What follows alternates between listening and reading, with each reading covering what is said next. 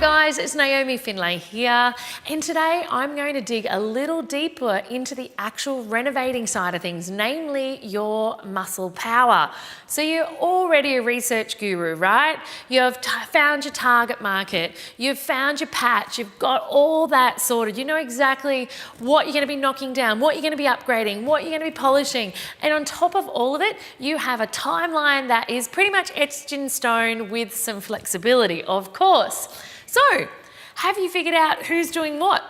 Is your favourite plumber available on the dates that you need him and that you've jotted down in your timeline? How about your electrician? Is he okay to come on the same day at the same time?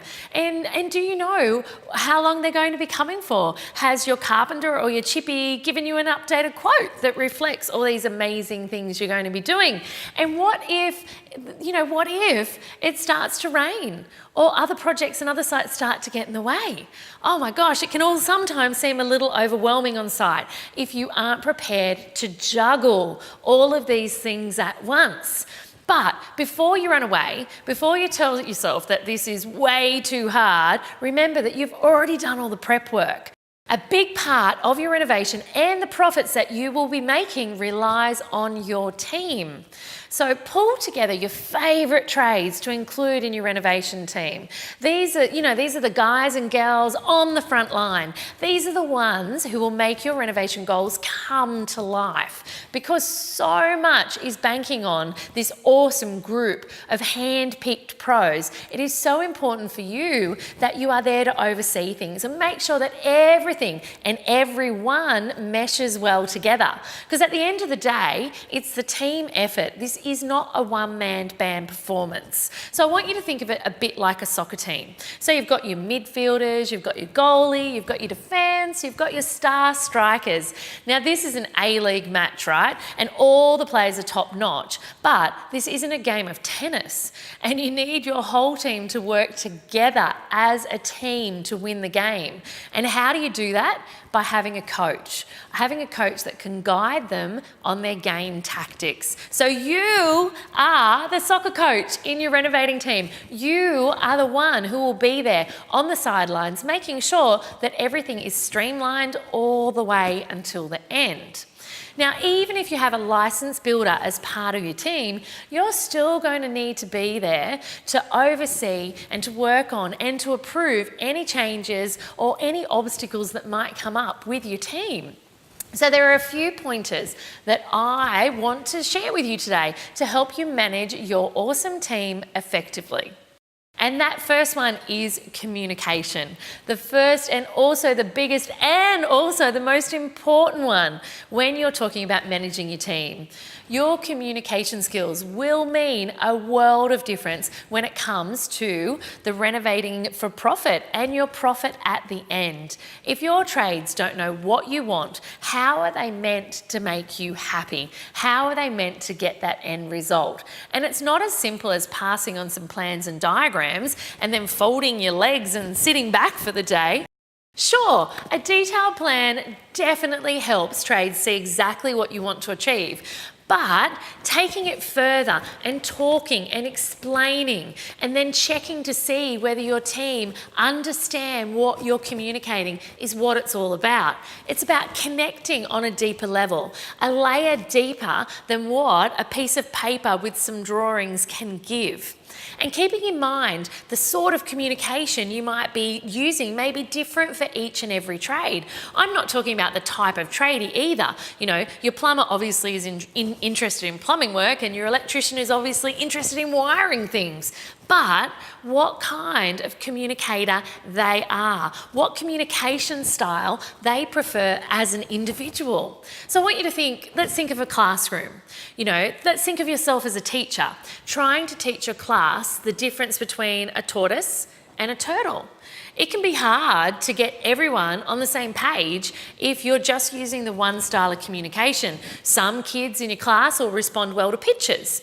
Then there'll be those that would prefer to talk about it. And there'll be those that would absolutely just prefer to listen. And then there'll be those that would prefer to go to a zoo and see the tortoise and see the turtle. Now, like you, your trades are all unique human beings. Now, I'm not saying that you should be going onto site and schooling your team. They've been handpicked because they are professionals in their respective trades. What I am saying is that you need to cater the way you communicate to each of them. So, some of them may prefer verbal communication, some of them may prefer to see how things are done, and others may prefer to be kinesthetic. They may prefer to be hands-on and to do. So always remember to cater your communication to each person on your team. Otherwise, you might end up with a tortoise rather than a turtle. And although they might look really similar, only one of them can swim. All right, number 2, trust them to do their job. Communicating your goals and ideas, and then reminding your trades of those goals and of those ideas, they're like great practice, right? And there's no harm in giving helpful reminders, sending out text dates of important milestones in the project, and doing this means that we avoid disappointment. But there is a massive difference between putting up checklists on the walls and breathing down the neck of your trades while they're trying to install a cabinet. You need to make sure that you give your trades the personal space they deserve.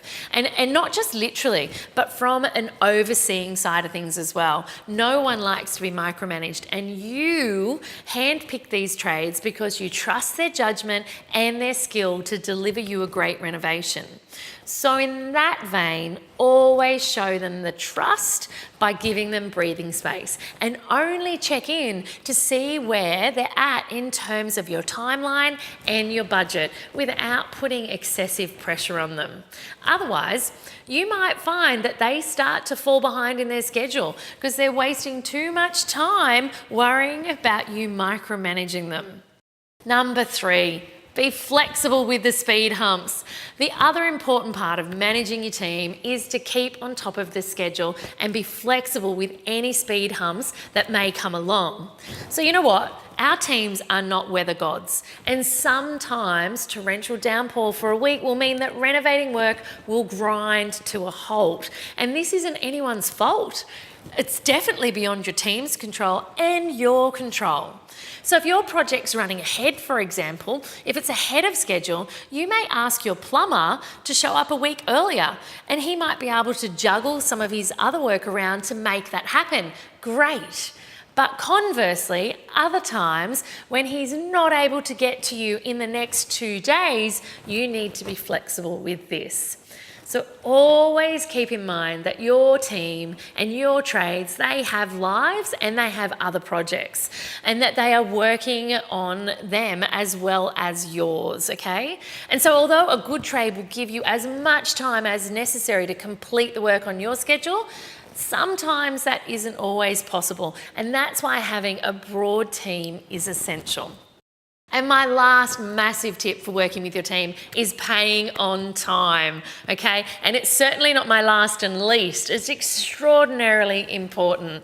Nobody likes to be kept waiting when it comes to being paid, especially not your trades who've done the work already. They're relying on you paying the invoice to pay for the materials they've already supplied. So a trade paid is a happy one, okay? So the minute you get your invoices and the work is complete, make sure you pay those invoices and let them know. Your trades are your bloodline when it comes to renovating for wealth. So keep them happy and they will keep you very, very happy. So these are just a couple of the tips when it comes to managing your team and managing your trades whilst you're renovating. There are so many more. In fact, there's an entire system that I use to manage my team and manage my trades to make sure that I come in on time and on budget and smiling each and every time.